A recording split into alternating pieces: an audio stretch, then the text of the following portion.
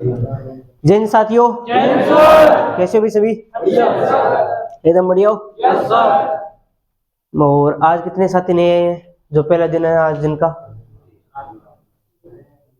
अच्छा ठीक है। और कल वाले साथी मैप लेके आए हैं क्या?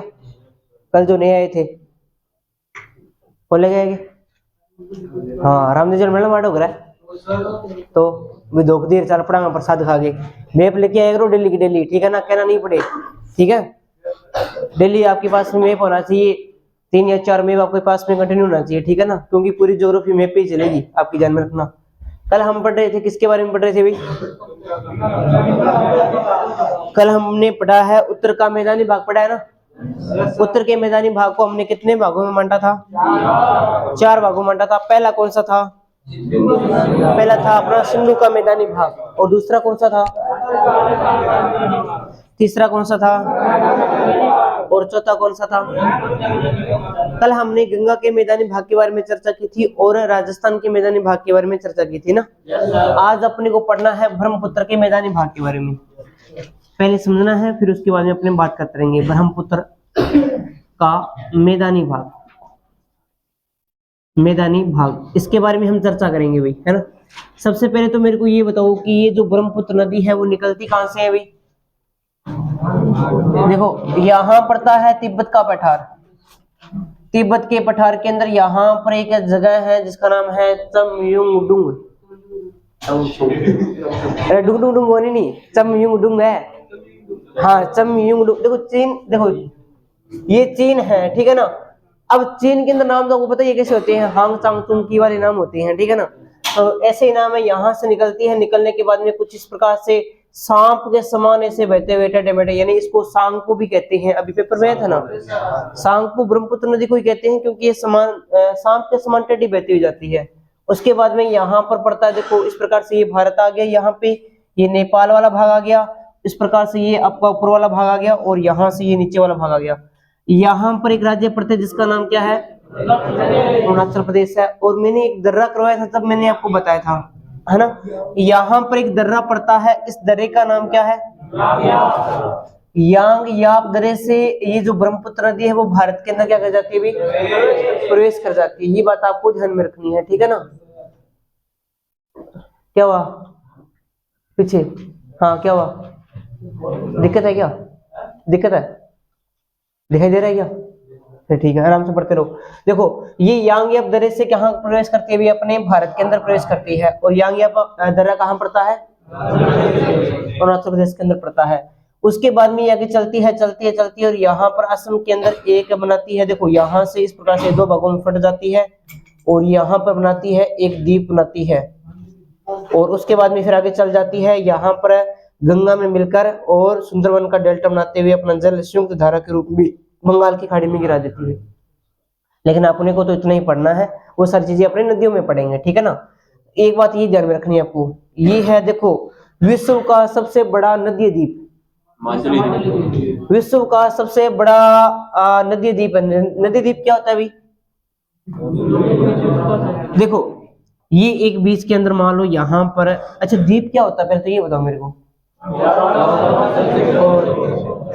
द्वीप क्या होता है? जिसके चारों ओर पानी हो और जिसके 3 ओर पानी, उसे क्या बोलेंगे? बता रखा है ना। तो देखो, अब ये मान लो कोई स्थल वाला भाग है यहाँ पर इस प्रकार से, ठीक है ना? ये बहुत बड़ा भाग है, ठीक है? अब यहाँ से नदी आई, नदी टकराएगी, इससे टकराने के बाद में 2 भागों में बट जाएगी कुछ इस प्रकार से। आधा भाग इधर चला जाएगा, आधा भाग इधर चला जाएगा। इसके चारों तरफ में पानी आकर वापस से नदी यहाँ से अपना आकार लेके आगे चली जाएगी। तो ये क्या बन जाएगा? एक टापू, यानी एक क्या बन जाएगा? एक द्वीप, जो किसके द्वारा निर्मित होगा भाई? नदी के द्वारा। तो विश्व का सबसे बड़ा जो नदी द्वीप है वो कौन सा मान जाएगा? ये होगा, इसका नाम क्या है? मांजुली द्वीप। क्या नाम है इसका? मांजुली द्वीप। किस नदी के द्वारा निर्मित है भाई? अरे इतने ना बैठे, आवाज आवे को नहीं? हाँ, ब्रह्मपुत्र नदी के द्वारा। ये बात ध्यान में रखना है। इसके अलावा ब्रह्मपुत्र के मैदानी भाग की एक विशेषता और है कि यहाँ पर क्या मिलते हैं? यहाँ पर सबसे पहले पेट्रोलियम की खोज हुई थी भाई, याद है क्या आपको? मैंने पिछली बार भी बताया था, पेट्रोलियम के भंडार मिले थे सबसे पहले यहाँ पे। पेट्रोलियम के भंडार भी सबसे पहले इसी मैदानी भाग में मिले थे। और सबसे पहला जो तेल का कुआं था उसका नाम क्या था? डिगबोई। डिगबोई कहाँ पड़ता है? असम के अंदर पड़ता है। पहला कुआं था तेल का जो कि खोज होती है जिसकी कहाँ पे, ब्रह्मपुत्र के मैदानी भाग में होती है, असम के अंदर होती है। पहले कुएं का नाम था डिगबोई, ये ध्यान में रखना है थोड़ा सा, ठीक है ना। इतनी सी बात आपको ध्यान रखनी है। पहली बात कि यहाँ पर मांजुली द्वीप बना हुआ है जो विश्व का सबसे बड़ा नदीय द्वीप है, नदी के द्वारा निर्मित द्वीप माना जाता है। और दूसरा, ये यांग्याप दर्रे से भारत में प्रवेश करती है, और जब ये आगे प्रवेश करती है तो संयुक्त धारा, जब इसमें गंगा नदी आकर मिल जाती है तो संयुक्त धारा को क्या कहती हैं, क्या कहते हैं, अरे मेघना, मेघना के रूप में अपना जल कहाँ गिरा देती है, ये बंगाल की खाड़ी में गिरा देती है। नदियां में गिरवाई थी ना, आपको भूल गए ना सारे के सारे। चलो इसको अपने सीक्वेंस से लिखते हैं ना, इसको समझा अभी हमने, अभी इसके नोट्स तैयार करते हैं, साथ साथ लिख लेना, कोई दिक्कत वाली बात नहीं है। इसके नोट्स बना देता हूं मैं अभी।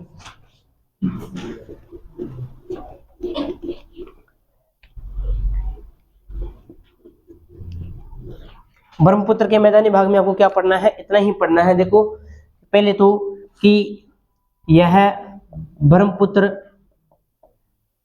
नदी के द्वारा निर्मित है, नदी के द्वारा निर्मित मैदान है। एक बात नोट में लिखोगे, जो चीजें नोट में और इंपॉर्टेंट बताओ ना उन पे ज्यादा फोकस रखना, ठीक है ना, वहां से क्वेश्चन काफी अच्छे आएंगे और आने की संभावना भी रहेगी। नोट में लिखना एक बात को कि ब्रह्मपुत्र नदी भारत में, ब्रह्मपुत्र नदी भारत में यांग्याप दर्रे से प्रवेश करती है भाई, यांग्याप दर्रे से प्रवेश करती है भाई, यांग्याप दर्रे से प्रवेश करती है, से प्रवेश करती है, यांग्याप दर्रे से प्रवेश करती है ना, ये बात भी आपको ध्यान में रखनी है। इसके अलावा तीसरी बात कि यहां पर विश्व का सबसे बड़ा नदीय द्वीप, सबसे बड़ा नदीय द्वीप मंजुली द्वीप स्थित है भाई, मंजुली द्वीप स्थित है। कहां पड़ता है मंजुली द्वीप? असम के अंदर पड़ता है भाई, बता रखा है असम में है। और इसी मैदानी भाग के अंदर सबसे पहले पेट्रोलियम की खोज हुई थी, इसी मैदानी भाग में सबसे पहले, मैदानी भाग में सबसे पहले पेट्रोलियम की खोज हुई थी भाई, पेट्रोलियम की खोज हुई थी, खोज हुई। और यहां पर आपको पहले कुएं का नाम भी लिख लेना है नोट के अंदर। एक बात नोट में और लिखोगे आप, पहला कुआं का नाम क्या था भाई? डिगबोई। ये कहां पड़ता है? असम के अंदर पड़ता है डिगबोई। पहला कुआं तेल का, पेट्रोलियम का मिला था, डिगबोई के अंदर खोज होती है, ठीक है। ये इसी ब्रह्मपुत्र मैदानी भाग के अंदर आता है। आवाज कम कर लो भाई।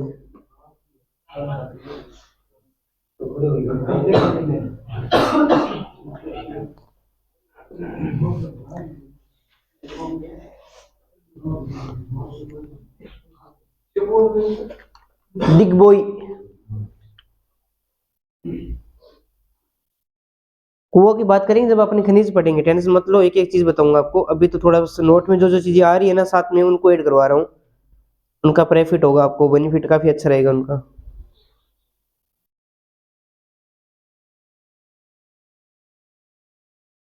इतने नोट्स तैयार करो अपने, फिर अपने पढ़ते हैं। अब अपना पढ़ेंगे तीसरा, भौतिक प्रदेश पढ़ेंगे अपने। दो कंप्लीट कर लिए अपने, 6 हैं, तीसरा आ रहा है आवाज। कौन सा ऊपर? ये क्या? यह ब्रह्मपुत्र नदी के द्वारा निर्मित मैदान है, के द्वारा लगा लेना यहाँ पे, के द्वारा निर्मित मैदान है, के द्वारा निर्मित मैदान है।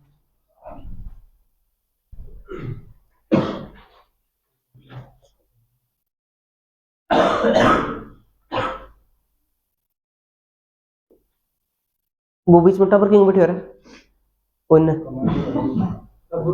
तो कमांडो है क्या? अच्छा चलो लिखो भी जल्दी से, आगे चलते हैं। लिख लिए क्या इतना? फिर आगे चलते हैं अपने। नीचे का मत रख करें क्या?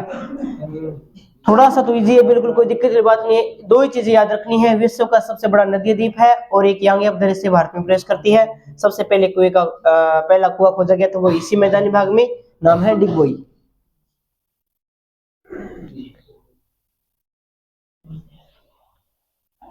अब देखो भी अपनी और चर्चा करते हैं। अब आ रहा आपके सामने तीसरा मैदानी भाग। तीसरा मैदानी भाग का नाम क्या था भाई? ध्यान से समझना, सारे के सारे प्रश्न यहीं से आएगा। भौतिक प्रदेश में से अगर कोई प्रश्न आएगा तो प्रायद्वीपीय के पठारी में से या फिर हिमालय में से। हिमालय मैंने आपको अच्छी तरीके से बढ़ा दिया है, अब ये चीज और अच्छी तरीके से बढ़ाऊंगा बस। इसके अलावा फिर छोटे छोटे बचेंगे अपने, एक एक दो दिन के बचेंगे, ठीक है ना। तो ये आपके लिए वेरी वेरी इंपॉर्टेंट है, जहां से प्रश्न आएंगे। आरएस के अंदर भी प्रश्न आए हैं वो भी बता दूंगा, फर्स्ट ग्रेड के अंदर आए हैं वो भी बता दूंगा, ठीक है ना। तो थोड़ा सा ध्यान से समझ लेना इस चीज को। अब समझना है सारों को, लिखना किसी को नहीं है। सबसे पहले नाम आता है प्रायद्वीप। प्रायद्वीप, प्रायद्वीप का पठारी प्रदेश। प्रायद्वीप क्या होता है? सबसे पहले तो आपको पता होना चाहिए प्रायद्वीप के बारे में। प्रायद्वीप होता है, प्रायद्वीप होता है तीन ओर से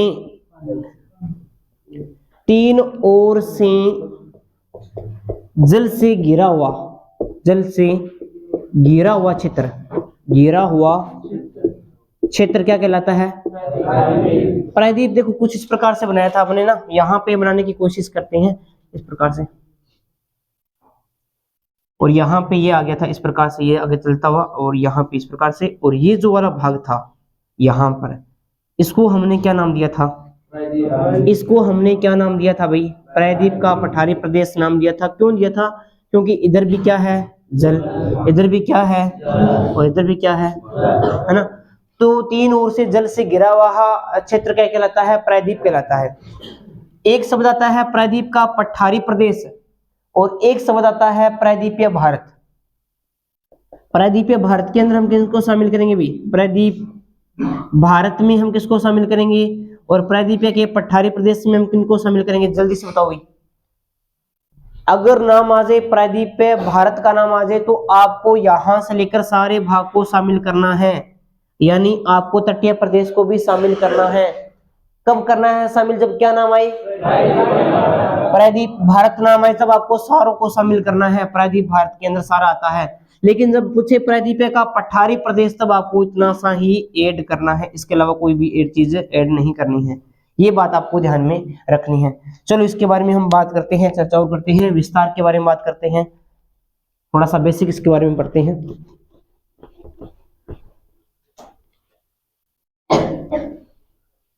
प्रायद्वीप के पठारी प्रदेश है ना। अब हम बात करते हैं, देखो भी सबसे पहले तो ये किसका अवशेष माना जाता है? अवशेष, ये जो अवशेष माना जाता है वो माना जाता है गोंडवानालैंड का। गोंडवानालैंड याद है क्या? गोंडवानालैंड का अवशेष माना जाता है। अगर पूछे कि भौतिक प्रदेश में सबसे बड़ा फैला हुआ अगर कोई भौतिक प्रदेश है तो वो कौन सा है भाई? हाँ, सबसे बड़ा फैला हुआ भौतिक प्रदेश, सबसे बड़ा फैला हुआ भौतिक प्रदेश कितने वर्ग किलोमीटर में फैला हुआ है भौतिक प्रदेश? देखो अपने भारत का क्षेत्रफल कितना है? 32,87,263 वर्ग किलोमीटर है, जो कि उत्तर से दक्षिण 3214 है, पश्चिम से पूर्व 2,933 है, जिनकी तटीय सीमा 108 किलोमीटर है। टोटल सीमा बात करें तो 7,516.6 किलोमीटर है। उसका कितना रखता है? 16 लाख। 32 लाख पूरा है, जिसका 16 लाख क्या है? प्रायद्वीपीय का पठारी प्रदेश। क्या है? प्रायद्वीपीय का पठारी प्रदेश है। अगर मैं इसकी बात करूं लंबाई की, इसकी मैं बात करूं किसकी भाई? लंबाई की, तो लंबाई कितनी हो जाएगी? इसकी हो जाएगी 1600 किलोमीटर। अरे मैं भारत की बात नहीं कर रहा, भारत की लंबाई की बात करूं तो कितनी आ जाएगी? 3214। अगर मैं इसकी चौड़ाई की बात करूं तो इसकी चौड़ाई कितनी आ जाएगी? इसकी जो चौड़ाई आ जाएगी वो आ जाएगी 1400 किलोमीटर। अगर मैं भारत की चौड़ाई की बात करूं तो 2933 आ जाएगी। ये बात भी मैंने आपको बता रखी है। उसके बाद में देखो अपनी और बात करते हैं, इसे कुछ बिंदुओं की बात करते हैं। देखो इस प्रकार से प्रायद्वीपीय का पठारी भाग फैला हुआ है, यहां बना रहा हूं मैं, इस प्रकार से यहां पर फैला, ये तो दिखाई दे रहा है क्या? ठीक है, समझो, ध्यान से समझना। ये इसका कौन सा बिंदु है और ये इसका कौन सा है और ये इसका और ये। अगर पूछे कि प्रायद्वीपीय के पठार का उत्तरी अंतिम बिंदु कौन सा है तो यहाँ पर आएगी रायसीना की पहाड़ी और रायसीना की पहाड़ी कहाँ पड़ती है? रायसीना की पहाड़ी पड़ती है साथियों दिल्ली के अंदर, दिल्ली में पड़ती है। अगर पूछे आपसे कि यहाँ पर ये वाला जो भाग है प्रायद्वीपीय के पठारी भाग का दक्षिणतम अंतिम बिंदु, तो यहाँ आ जाएगी कार्डमम, कार्डमम की पहाड़ी, या फिर इसको कार्डम को इंग्लिश में, इलायची को इंग्लिश में क्या कहते हैं? कार्डम कहते हैं। तो इसको क्या बोलेंगे अपने? इलायचियों की पहाड़ी, इलायची की पहाड़ी, इलायची की पहाड़ी, क्योंकि दक्षिणी जो क्षेत्र है वहां पर मसाले सर्वाधिक होते हैं। आपको पता होगा केरल या मालाबार तट पड़ेंगे अपने तटीय प्रदेशों के अंदर, तब मैंने आपको बताना है। और अगर पूछे पूर्वी अंतिम बिंदु, तो यहाँ पर आ जाएगी राजमहल की पहाड़ियां, झारखंड के अंदर पड़ती है राजमहल की पहाड़ी। और उसके बाद में अगर हम बात करें यहाँ पे, तो आ जाएगा गिर की पहाड़ी, गुजरात के अंदर पड़ती है, गिर की पहाड़ी गुजरात के अंदर पड़ती है। ये देखो इलायची की पहाड़ी है वो तमिलनाडु के अंदर पड़ती है, तमिलनाडु और केरल के अंदर, ठीक है। अभी बताएंगे। ये देखो यहाँ से इसकी क्या हो जाएगी, ये इसकी लंबाई कितनी है और ये इसकी चौड़ाई कितनी है? ये इसकी 1400 क्या है, इसकी चौड़ाई है। अब देखो इस प्रकार से ये बना हुआ है। आपने भारत का नक्शा देखा है क्या? सभी ने देखा है? भरना भी आता है? ठीक है। अब देखो क्या हुआ कि ये जो इधर आता है अपने मेघालय, रवि कहाँ है? रवि आया क्या? मैप लेके आना जल्दी से अपना, वो वाला बड़ा वाला। देखो यहाँ देखो अपने मैप की बात करेंगे ना, तो यहाँ पड़ता है मेघालय। मेघालय देखा है क्या आपने? मेघालय कुछ यहाँ पड़ता है। ये जो मेघालय है वो ऐसा लगता है, देखो सेवन सिस्टर के अंदर आता है क्या? ये सेवन सिस्टर के अंदर आता है क्या मेघालय? कौन कौन कहता आता है, कौन कौन कहता है नहीं आता?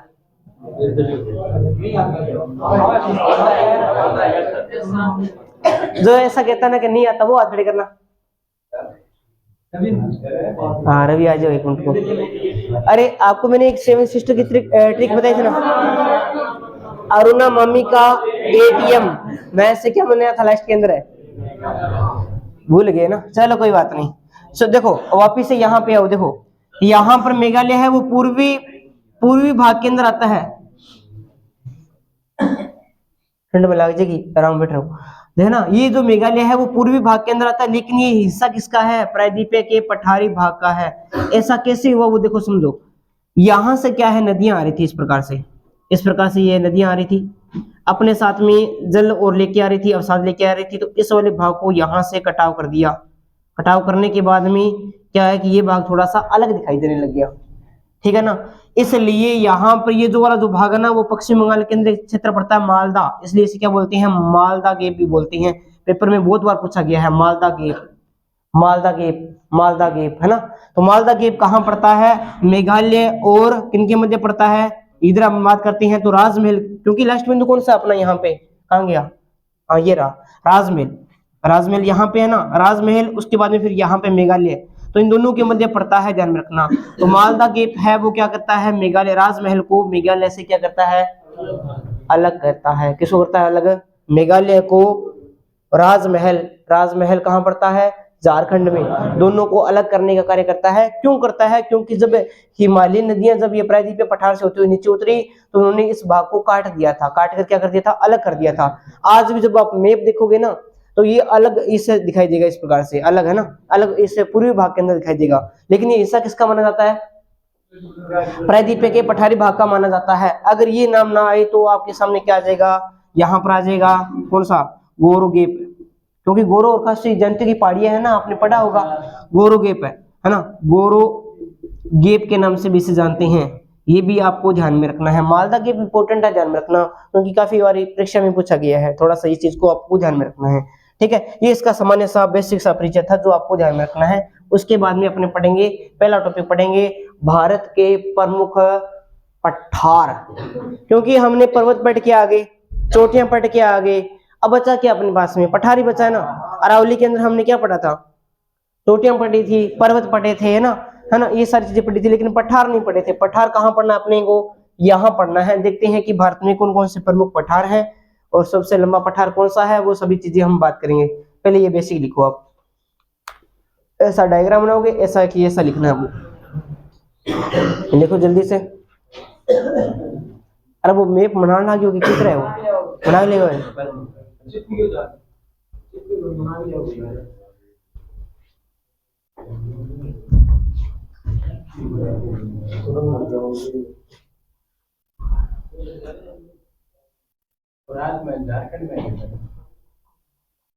मैं लग रहा करना है। अरे तो बोलिया भगत है, लिख लो कोनी कि राजमहल झारखंड, बताया तो था आपको, राजमहल झारखंड के अंदर पड़ता है। मेघालय क्या में लिखे है ये जी करके मेरा। अरे तो मेरी बात सुना था, मेघालय और दोनों के बीच में बताया ना कि यहाँ पे प्रायद्वीप नदियां आई थी जो अलग कर दिया था मेघालय को, तो मेघालय और राजमहल के मध्य मालदा के पड़ता है मेघालय है वो प्रायद्वीप के पठारी भाग का हिस्सा है, ना कि पूर्वी भाग का, ये बताने के लिए लिखा था। समझ गयो, समझे कौन तो समझ जाए वो मन लगा है।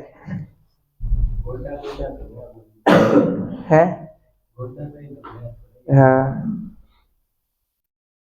लिखो भाई, जल्दी से लिखो थोड़ा सा, और साथ साथ में याद करते रहना भाई, कभी भी किसी से भी पूछा जा सकता है पीछे वाला।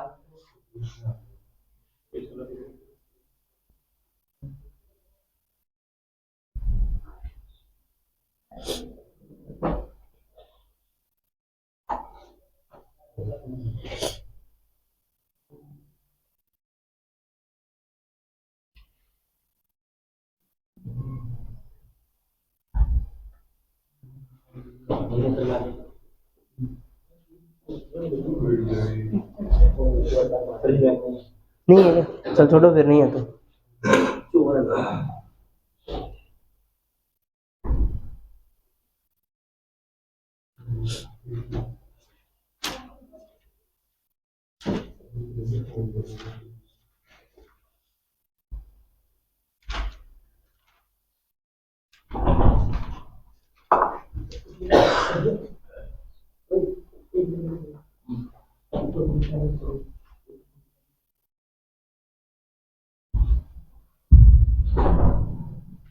चले भी आगे। हाँ कोई बात नहीं, लिख लो आराम से। वो मालदा की वाली बात भी लिख लेना, क्योंकि वो भी ये डायग्राम बना के लंबाई चौड़ाई उत्तरी बिंदु दक्षिणी बिंदु पूर्वी बिंदु और पश्चिमी बिंदु, सेम ये डायग्राम उतार लो, आपको काम आएगा।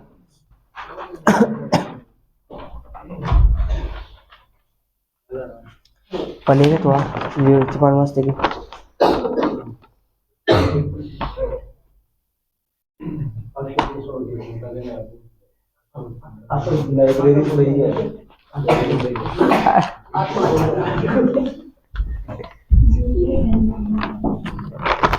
सारे एक सही है थे, तने सीधे बता दो। नहीं देखो, ये देखो मैं पापा उतारा नहीं क्या अभी तक, जल्दी उतारो, फिर अपने मैप पे बात करेंगे, थोड़ी सी चर्चा करेंगे।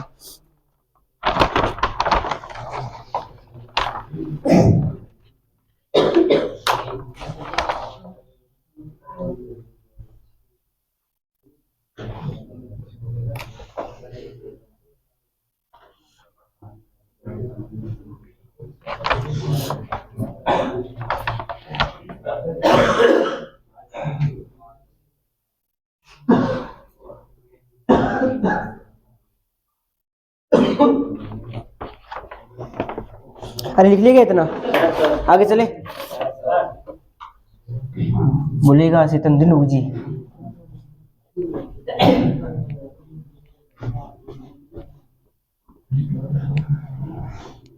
चलो भी अपनी और बात करते हैं, कुछ नया पढ़ते हैं। अब अपन पढ़ते हैं, अपनी हेडिंग है राजस्थान के, नहीं भारत के पढ़ाऊंगा ना, भारत के प्रमुख पठार। अरे आवाज मत करो भी, क्योंकि ये प्रायद्वीपीय पठारी प्रदेश के अंदर पहला टॉपिक अपना आ रहा है, भारत के प्रमुख पठार। भारत के प्रमुख पठार, पहला पठार आपके सामने आता है हाड़ौती का पठार। हाड़ौती का पठार कहां पड़ता है? हाड़ौती का पठार कहां पड़ता है? नहीं पढ़ा कभी? सीटी पेपर दे के आया था क्या कोई? क्या 12वीं वाला कल तो आया था ना,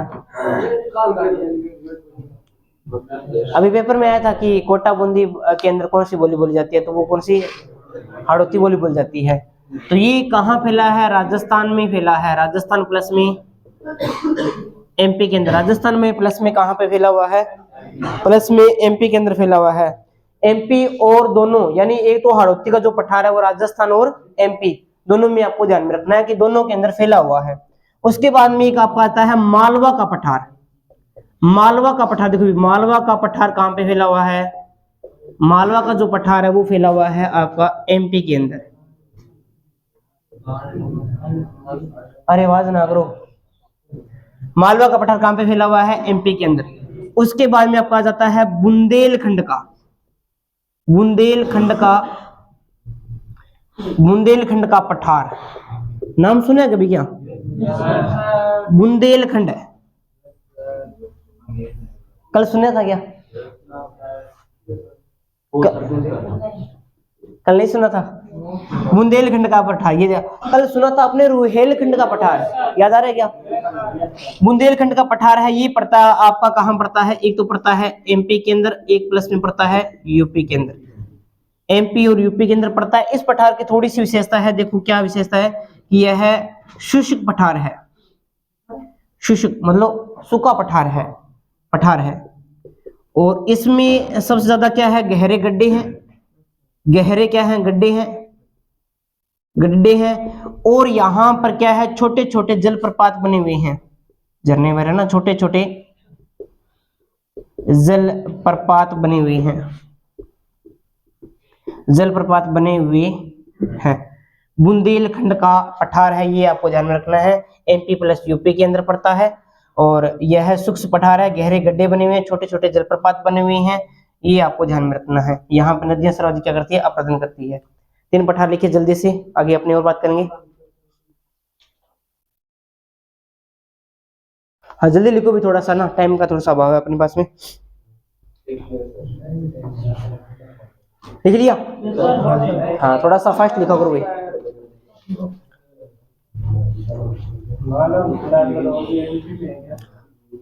कौन सा? मालवा का पठार है, एमपी के अंदर, राजस्थान के अंदर थोड़ा सा भाग आता है, लेकिन ज्यादा विस्तार एमपी के अंदर है।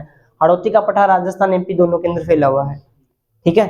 बुंदेलखंड का पठार है वो एमपी प्लस यूपी के अंदर फैला हुआ है। एक अपने और पड़ेगा बघेलखंड का पठार। हाँ बघेलखंड का, ये देखो बघेलखंड वाला कहां पे है? बघेलखंड का पठार, बघेलखंड का पठार। सीधा का सीधा पूछा जाता है कि कौन सा पठार कहां पे है, तो वो आपको जानना है। बघेलखंड का जो पठार है वो आपका पड़ता है कहां पे पड़ता है? एमपी प्लस में छत्तीसगढ़, छत्तीसगढ़।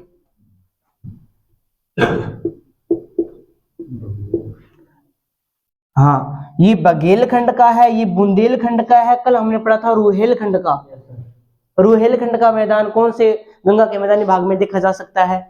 रुहेलखंड का, अवध का, आगरा का मंडल, आगरा मंडल भूल गए क्या? उत्तरी गंगा के अंदर देखा जाए। मगध, उसका मिथिली का, उसका हमने अंग का, मध्य गंगा के बाद में नीचे हमने पढ़ा था राढ़ वाला, भूल गए क्या? बढ़िया बात है, भूल गए तो। अच्छा याद है कि हाँ थाने की ओर की याद है, वो थोड़ी याद रहता ना। अच्छा ठीक है, आगे चलते हैं ना अपनी। बघेलखंड वाला लिख लिया। उसके बाद में आता है वेरी वेरी इंपॉर्टेंट रहता है, यहाँ से प्रश्न आता है, छोटा नागपुर का पठार। ये सुना है कभी? खड़ा सुनो, तेरे पेपर से आया था क्या? तेरे पेपर से नहीं है? सबसे बड़ा पठार है दक्कन का पठार। सबसे ऊंचा पूछा था लद्दाख है, छोटा पूछा था क्या? अच्छा, सबसे ऊंचा पूछे तो लद्दाख का पठार करवा के आया हूं मैं आपको ना। और अब आपको ना 1 मिनट में अंकित बता देगा कि लद्दाख के पठार की सबसे ऊंची चोटी कौन सी है। अंकित है? हाँ बता दो। लद्दाख, लद्दाख, दाख दाख दाख ऊंचाई 7-8। हाँ ये याद होनी चाहिए, ठीक है ना। देखो बघेलखंड के बारे में यहाँ अपनी बात करते हैं। छोटा नागपुर का पठार, छोटा नागपुर का पठार, छोटा नागपुर है देखो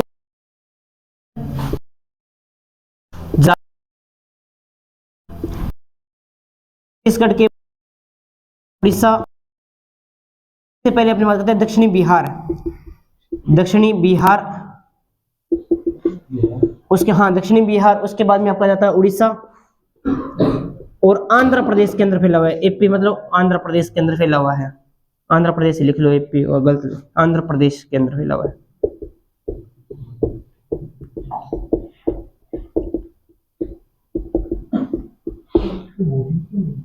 ठीक है। हाँ, झारखंड, छत्तीसगढ़ और उसके बाद में दक्षिणी बिहार, उड़ीसा, आंध्र प्रदेश में ये फैला हुआ है। नाम क्या है? छोटा नागपुर का पठार माना जाता है। ये बात भी आपको ध्यान में रखना है। अब देखो भी यहाँ पर इस प्रकार से ये छोटा नागपुर का पठार है, पहले समझ लो, मैं बार बार कह रहा हूँ, ठीक है ना, समझना जरूरी है चीजों को। ये आपका छोटा नागपुर का पठार है, ठीक है। इन छोटे नागपुर के पठार में से यहां से निकलती है, क्या निकलती है? दामोदर नदी निकलती है। इस प्रकार से ये निकलती है, एक नदी निकलती है। इस नदी का नाम क्या है? दामोदर नदी। तो दामोदर नदी है वो छोटे नागपुर के पठार को कितने भागों में बांटती है? 2 भागों के अंदर बांटती है। ये बात भी आपको ध्यान में रखना है, ठीक है। और यहाँ पड़ती है, यहाँ बिहार वाले भाग में पड़ती है पार्श्वनाथ की पहाड़ियां। पार्श्वनाथ की पहाड़ी यहाँ पे पड़ती है, पार्श्वनाथ की पहाड़ी यहाँ पे आ जाती है, ठीक है। और इधर थोड़ा सा आगे चलते हैं तो यहाँ पे राजमहल की पहाड़ियां आ जाती है, राजमहल की पहाड़ी आ जाती है, राजमहल की पहाड़ी आ जाती है। और नीचे यहाँ पर यह आ जाता है रांची का पठार, यहाँ पे आ जाता है रांची का पठार, रांची का पठार आ जाता है। और रांची के इस पठार को क्या कहते हैं? भारत का रूर क्षेत्र कहते हैं। पेपर में बहुत बार आया है, कभी नाम सुना है क्या? क्या सुना है?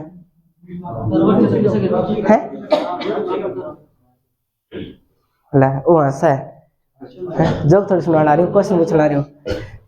कभी क्वेश्चन सुना है क्या? भारत का रूर क्षेत्र किसे कहते हैं? क्या होता है रूर क्षेत्र? केठा। चलो बताता हूँ, सुनो। रांची का जो पठार है इसे कहते हैं भारत का रूर क्षेत्र कहते हैं। रूर क्षेत्र क्या होता है बताता हूँ। रूर क्षेत्र कहते हैं, रूर क्षेत्र का मतलब होता है कि यहाँ पर कोयले के भंडार क्या मिले हैं? सर्वाधिक मिले हैं। यहाँ पर कोयले के भंडार, कोयले के भंडार हैं वो सर्वाधिक मिले हैं। कोयले के जो भंडार है वो सर्वाधिक मिले हैं, ये बात ध्यान रखना, ठीक है ना। अब अपने यहाँ से गुरुजी कोयला का भंडार मिले तो रूर क्षेत्र क्यों का? देखो क्या होता है, जर्मनी, जर्मनी का नाम सुना है क्या आपने? यहाँ है जर्मनी। जर्मनी में इस प्रकार से एक नदी बहती है, इस नदी का नाम है राइन नदी, राइन नदी। इस राइन नदी के आसपास में भी यहाँ पर क्या मिलता है भाई? कोयला मिलता है। यहाँ भी आसपास में क्या मिलता है? कोयला मिलता है। और इस कोयले मिलने के कारण क्षेत्र को क्या कहते हैं? रूर क्षेत्र के नाम से कहते हैं, क्योंकि यहाँ बहुत बड़ी मात्रा में क्या मिलता है? कोयला मिलता है। किस नदी के किनारे? राइन नदी के किनारे। इसलिए इस क्षेत्र को जर्मनी में क्या कहते हैं? रूर क्षेत्र कहते हैं। इसी की देखा देखी अपना नाटक क्या कि अपना रांची के पठार में क्या मिलता है? सर्वाधिक कोयला मिलता है, इसलिए इसे क्या कह दिया? भारत का रूर क्षेत्र कहते हैं। ये बात भी आपको विशेष रूप से ध्यान में रखनी है, ठीक है ना। तो ये तीनों चारों पठार है वो आप ऐसा कैसा उतारो, ठीक है ना। एक नीचे से एक नदी और निकलती है यहाँ से, इस नदी का नाम है स्वर्णरेखा नदी। स्वर्णरेखा नदी, जहां पर ऐसा मानते हैं कि सोने की क्या मिलती है? विकर्ण देखने को मिलते हैं। ये इस प्रकार से ऐसा का ऐसा उतारिए। हाँ, स्वर्णरेखा नदी है ना। नदी में बात करें है, हाँ जल्दी लिखो थोड़ा सा, बनाओ पठार वगैरह बनाओ जल्दी से।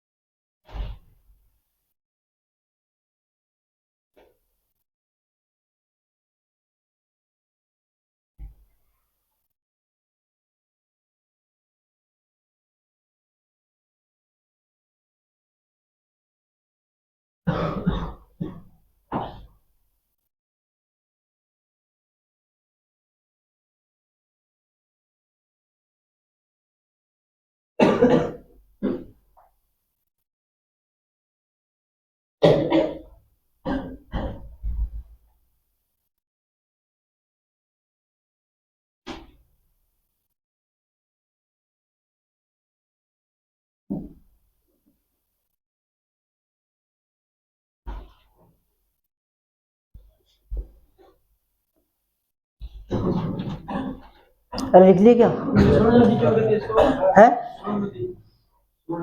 नाम है अब तो अंकित क्या में गए शिल्पा शेट्टी के ऊपर कौन कहते हैं? है?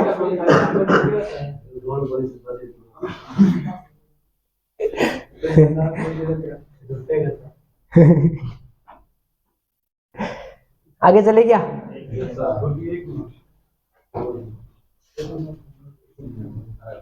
अरे साथ साथ याद कर रहे हो क्या?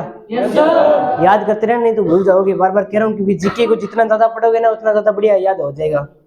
एक दिन छोड़ दियो काम चौपट हो जाएगा। बघेलखंड का पठार कहाँ पड़ता है भाई? बघेलखंड का पठार कहाँ पड़ता है? रुहेलखंड का कहाँ पड़ता है? रुहेलखंड का उत्तरी गंगा के मैदानी भाग के अंदर। बुंदेलखंड का मैदान कहाँ पड़ता है?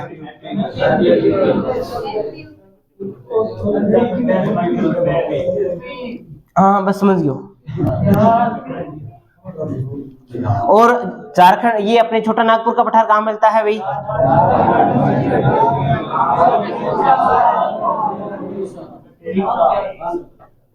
ठीक है ना। इसके बाद में पूछे कि रांची का जो पठार है, यानी जो छोटा नागपुर का पठार है, उसको दो भागों में अलग करने वाली नदी का नाम?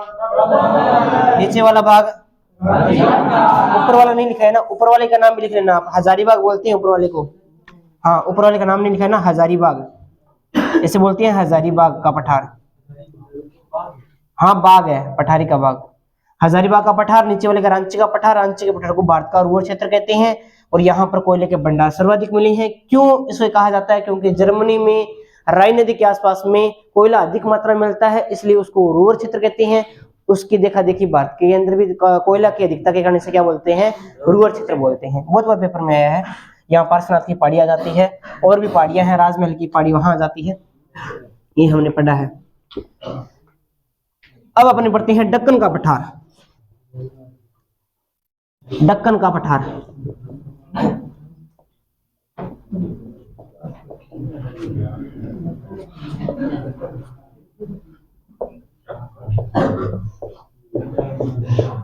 इसको कितने भागों में बांटा गया है? दो भागों में बांटा गया है। एक तो बोलते हैं दक्कन ट्रेप, एक को बोलते हैं दक्कन ट्रेप, एक को बोलते हैं दक्कन का पठार। दक्कन का पठार ये जो फैला हुआ है, ये महाराष्ट्र और कर्नाटक वाले भाग के अंदर फैला हुआ है। महाराष्ट्र व कर्नाटक वाले भाग के अंदर फैला हुआ है। हाँ ठीक है ना। और दक्कन जो ट्रेप है, ये केवल महाराष्ट्र में फैला है। यह केवल महाराष्ट्र में फैला है। यह केवल महाराष्ट्र में फैला है। और इसका निर्माण कैसे हुआ है? बेसाल्टिक चट्टानों के टूटने से। बेसाल्ट चट्टान याद आ रही है क्या? बिटिया में कराई थी ना आपको। हाँ, अभी चर्चा और करेंगे। इसका निर्माण ज्वालामुखी के उद्गार व बेसाल्ट चट्टानों से हुआ है। बेसाल्ट चट्टानों से हुआ है। और यहाँ पर कुछ खनिज भी मिलते हैं। जैसे अपनी बात करते हैं तो लोहा आवश्यक हो गया, क्योंकि नीचे जमीन से उद्गार हो रहा है ना। मैग्नीज वगैरह होगी, यहाँ पे मिलती हैं। निकल हो गया, ठीक है ना, ये यहाँ पे निकलते रहते हैं। ये आपको ध्यान में रखना है। और ये आपका है वो दक्कन का जो पठार, ये सारे दक्षिणी प्रायद्वीपीय भारत के अंदर मिलती हैं। दक्षिणी प्रायद्वीपीय भाग में इसका विस्तार है। प्रायद्वीप में इसका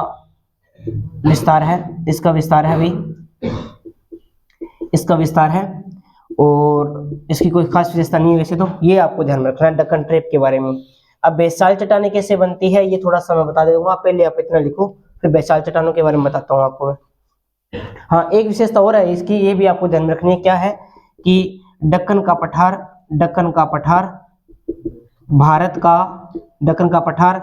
भारत का सबसे बड़ा पठार है। सबसे बड़ा पठार है। ये बात तो आ गई आपको, वेरी वेरी इंपॉर्टेंट है। दिखाई दे रही है क्या इधर? इसमें दक्कन का जो पठार है वो भारत का सबसे बड़ा पठार है। तो एक बात यहाँ नोट में लिखा रहा हूं मैं। कहाँ लिखा हूँ? यहाँ लिखा दूं क्या? ये दिखाई देती है क्या? यहाँ नोट में लिखनी, एक बात लिखनी है क्या, कि भारत का सबसे ऊंचा पठार नाम बताओ रे। ऊंचा पठार का नाम कौन सा आ जाएगा? लद्दाख का पठार। लद्दाख का पठार, लद्दाख का पठार तिब्बत के पठार का भाग होने के कारण इसे क्या कहते हैं? मिनी तिब्बत के नाम से जानते हैं। सारी चीजें बताई हुई है A to Z, ये लिखो आप। फिर अपने ज्वालामुखी के उद्गार, ज्वालामुखी के फटने से कैसे हुआ था, वो सारी चीजें 2 मिनट बाद में एक्सप्लेन कर दूं मैं, इतना लिखो एक बार आप।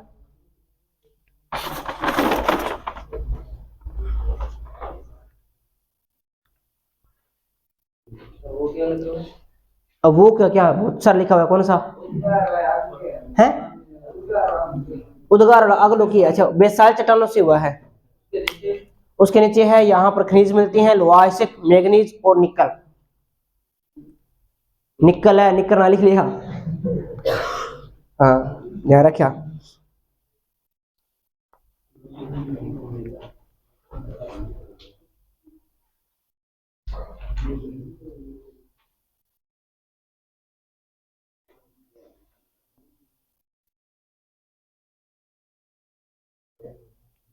देखो भाई पठार में से प्रश्न आएगा, कोई भी एग्जाम दे देना आप, है ना, तो आपको बड़े तरीके से याद होना चाहिए ये चीजें।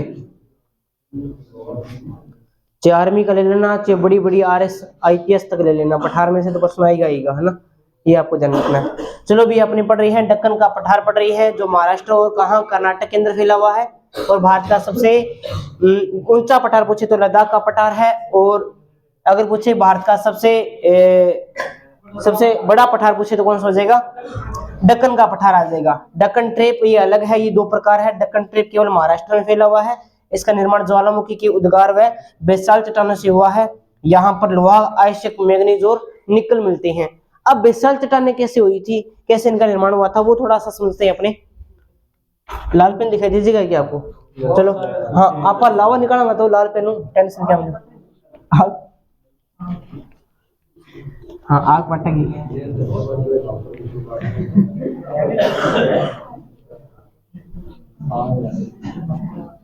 सुनो अब सुनो आप, अरे आवाज नहीं आनी चाहिए। देखो सामने ये इस प्रकार से, ये है अपना पर्वत है ज्वालामुखी, रुक जो थे कर, ये पर्वत है। पर्वत के नीचे वाले भाग के अंदर यहाँ पर गर्म लिक्विड पड़ा है, जिसे क्या बोलते हैं? नहीं बोलते, इसे बोलते हैं मैग्मा।